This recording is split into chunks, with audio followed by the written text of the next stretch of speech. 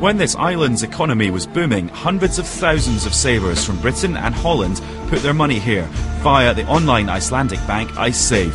When it collapsed, the British and Dutch governments took the hit to guarantee the deposits. The British government presented Iceland with a bill for just under £2.5 billion, which really isn't a drop in the ocean for a country with a population of about 300,000. One estimate puts the cost for each Icelandic family at £40,000.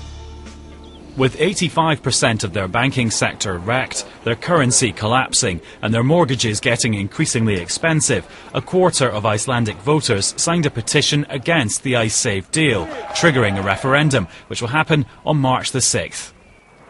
The crew of this boat are preparing to spend a week at sea. They reckon the Icesave compensation will make the economic waters even choppier. Já, ég var byggingaverktaki. I used to run my own building company, but I had to shut it down.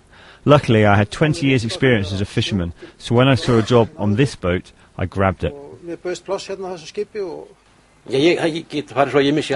rates on loans have gone up so much that I could lose everything I own, my house, everything.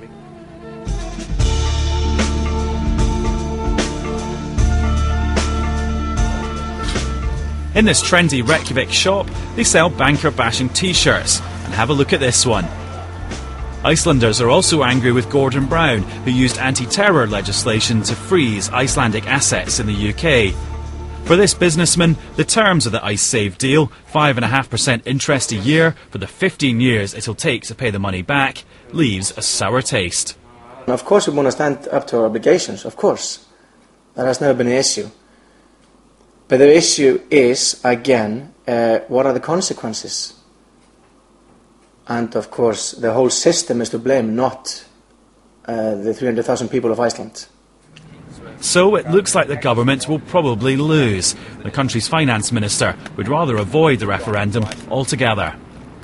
If we have a referendum, if it becomes a no vote, there is no solution. We are back to God knows how, where, sea, and with a lot of uncertainty, both in economical and political terms.